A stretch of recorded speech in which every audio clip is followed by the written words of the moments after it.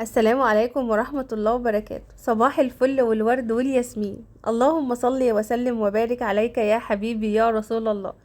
صباح النشاط، صباح الجو الجميل، النسمة الحلوة بتاعت البدرية. بجد الصبح بدر ده أحلى وقت ممكن تشتغلي فيه. خدي بالك لو قمتي متأخر اليوم بتلاقيه ضاع، مش ضاع بقى خلاص ما عادش فيه بركة. لكن الساعة بتاعت الصبح دي سبحان الله بتعملي فيها شغل كتير وإنجاز. أنا معرفش، أنا بيحصل معايا كده، أنا مش عارفة بقى هو بيحصل معاكم كده انتوا كمان ولا ايه. أنا حبيت إن أنا أقوم بدري لأن أنا كان عندي مشوار، وبصراحة شقتي كانت محتاجة تنظيفة محترمة. ليه بقى؟ طبعا اليومين اللي فاتوا كانت بنتي بتمتحن، وكان ابني بقى هيمتحن، يعني هو حاليا في الأسبوع ده بقى هو اللي هيمتحن. فكان بقى ضغط مذاكرة، ومش عايزة برضو احس ان انا اهملتهم، فكنت تركيزي كلهم معاهم. وبرضو القناة احاول ان انا انزل فيديوهات برضو عشان والله العظيم ما اقصرش معاكم بايه. بس جيت بقى على الشقة شوية، قلت لا النهاردة بقى يوم الشقة لازم نقوم كده نقلبها من فوق لتحت. مسكت طبعا اول حاجة بقى فتحت شقتي كده، يدخل لها بقى الهواء النقي. بصوا انا عندي متعة ان انا افتح شقتي كده، تغير الجو بتاع الصبحية ده. احلى نسمة تدخلك نسمة الصبحية دي، بجد تحسي ان كلها فعلا اكسجين.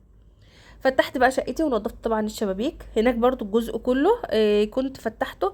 خلي بالكم انا في الوقت ده وانا بنضف الاوضه بتاعت الاوضه الكبيره دي، انا كنت نضفت الريسبشن بره، يعني كنت فتحت الريسبشن بره ونضفت الشبابيك ونضفت السلم وخلصته هناك. بس انا بصراحه ما كنت صورت يعني المقطع ده وانا بعمله. دخلت بقى على الاوضه الكبيره دي لان والله الفيديو كان هيطول قوي. دخلت بقى على الاوضه دي قلت بقى اصور معاكم. مسكت طبعا بقى غيرت الملايات بتاعتها، نضفتها ولمعت الخشب بتاعها. عارفين هي يمكن كان محتاجه تنظيف اللي هو تلميع مش اكتر، وتغيير الملايه. هقول لكم ليه، لان دايما انا بحافظ على نظافه الخزن عندي. الدولاب من جوه دايما وانا مثلا غسلت اهوت هدوم وطبقتها باجي عينها بكون مستفه دولابي. ما بحطش بقى حاجه فوق حاجه وكركبه وكلام من ده، لا. كل الخزن عندي وضلف الدولاب عندي لا كلها تمام متنضفه. فبتيجي بقى تنضفي شبابيك، بتلمعي الخشب طبعا، بتلمعي بس الارضيات وتكنسي. فالدنيا بتلاقيها سهلة جدا معاكي. هكمل بقى طبعا تلميع الباقي كله. بنتي بقى طبعا خلصت امتحانات تقوم تساعدني. بصوا قلت لها قومي بقى ساعديني، انت خلاص خلصتي امتحانات لازم تساعدي ماما وكده وتبقى شطورة وكمان تتعلم. انا من اللي برشح قوي ان البنت تتعلم كل حاجة، اي ما تبهدلهاش. يعني انا في شغل معين كده ما احبش ان بنتي تعمله، يعني مثلا انها تغسل الاطباق لا عشان ايدها ما تتبهدلش. انما لا، ما فيش مانع انها تساعدك في حاجات كتير تتعود وتتعلم. كلنا اتعلمنا وكلنا اتعودنا من كده. هنا كانت خلاص الاوضه عندي بقت زي الفل نضفت، همسك بقى شيشها واقفلها. تعالوا بقى اما احكي لكم على اللي جرالي بعد الفيديو اللي فات. الفيديو اللي فات انا نزلته والله بحسن نيه. يعني اللي يعني حد سالني ان انا النار صورتها وكده، انا هو الكاميرا كانت مفتوحه، يعني انا كده كده كنت بصور اصلا مقطع وانا فوق وانا رايحه احمر الحاجه، فكده كده الكاميرا كانت مفتوحه. انا فجاه لقيت النار ده، بس انا اكتشفت ان كان في ميه، يعني واقع شويه ميه في الزيت. فهي بقى اللي عملت الدنيا دي كلها. انا فجاه لقيت النار ديت. وكمان حاجه، هي يا ريت كان على قد النار، بس ده كانت بتطير نار صغيره. يعني انتوا لو كنتوا لاحظتوا في الفيديو نار صغيره عادي، انتوا مننا وعلينا. بصوا بقى انا خدت يعني كلام ما اقولكوش من ماما. انت بتصل عليا طبعا بتقول لي ايه الفيديو ده، انت ازاي كده وازاي فرضا الغير طبعا بقى، يعني انتوا اكيد عارفين اكيد فاهمين اللي انا سمعته يعني. قمت قايله انا غلطان. انا نزلته اللي انا اللي جبته لنفسي والله. المهم بقى الحمد لله انها عدت على خير يعني. كده خلاص كمان دخلت اوضه الاطفال. انا كنت قفلت شباكها ليه؟ لان الدنيا كانت شتت، وانا قلت لكم برضو ان كان الشباك ده عندي لو مفتوح ممكن يدخل عندي الشتاء بسهوله يعني. هو تقريبا في وش الشتاء، فاول ما الدنيا بتشتي انا كنت فاتحاه، بس اول ما الدنيا بتشتي لازم بقفله على طول.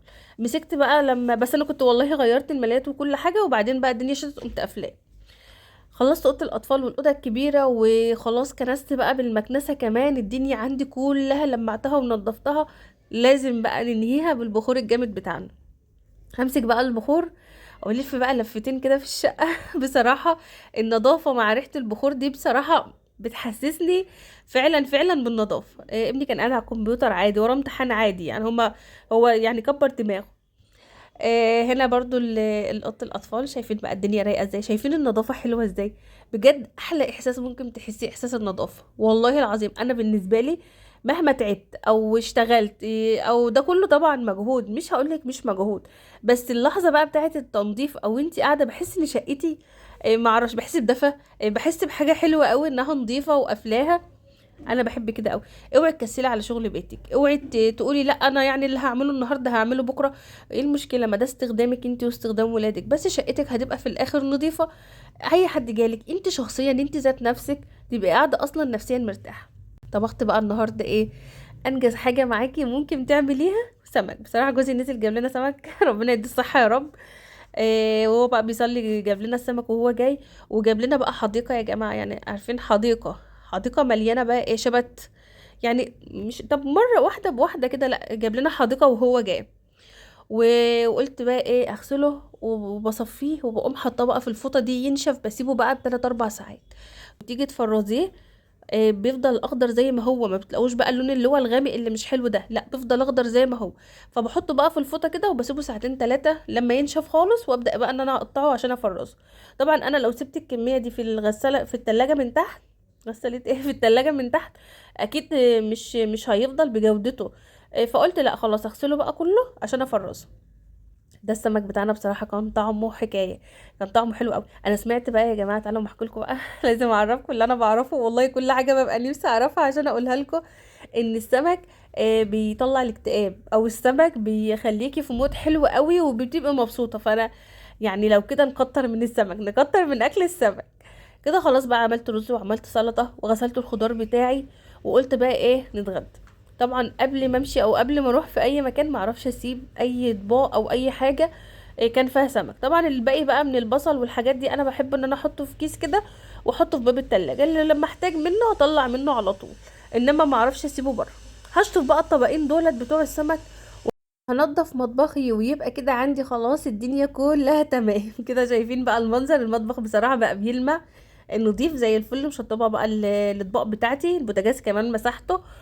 كنت طلعت بقى ورق الجلاش عشان اما اجي كنت عايزه اعمل جلاش بصراحه، حاجه حلوه كده مسكره. انتوا عارفين ان الشتا بقى بالليل بتحتاجي تاكلي اي حاجه. وده بقى الشبت سايباه بقى يصفى براحته، وتوكلت على الله بقى، خدت بعضي ورحت فين؟ رحت عند ماما. ليه بقى؟ انا موصياها ان هي يعني حد بقى بيجي لها بيبيع كرنب وكده، انها تجيب لي بقى شويه كرنب حلوين كده علشان ان انا اخزنهم. انتوا عارفين بقى كل سنه وانتم طيبين، دخلت رمضان جاي علينا ان شاء الله باذن الله يبقى عندنا. وبعدين انا بجيب واخزن. على فكره انا عارفه ان في ناس كتير قوي ما بتحبش انها تخزن اي حاجه، بس هقول لكم هو احلى كرنب ممكن تعمليه الوقت. يعني احلى كرومب ان انت تعينيه او تفرزيه الوقت. انما بصراحه بتاع الصيف ده ما بيبقاش لا ليه نكهه ولا اي حاجه. انما الوقت كرومب البلدي هاتيلك بصي على قد ما انت قادره، يعني مثلا 3 4 واعمليهم وظبطيهم زي ما انت شايفه كده، وعينوهم في الفريزر في اكياس. هتبصي بتطلعي بقى الكيس تعمليه بيبقى زي الفل.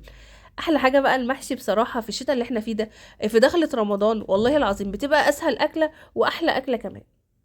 جبنا بقى شويه كده كميه، كنت انا واختي وماما وكده، جبنا شويه وخلصناهم وعلبتهم وظبطتهم. حتى انا ما عرفتش اجيبهم معايا في الفريزر اللي عندي، سبتهم عند ماما، قلت لها هبقى اجي بقى يوم اخدهم وكده. واخويا جه وصلني وجيت البيت بصراحه لقيتهم بقى ذاكروا، لقيت جوزي ذاكر لابني وخلاص دخلوا ناموا. يعني زي ما انتم شايفين الشقه كانت خلاص اتنضفت ونضيفه وزي الفل ومقفوله وهم كانوا نايمين.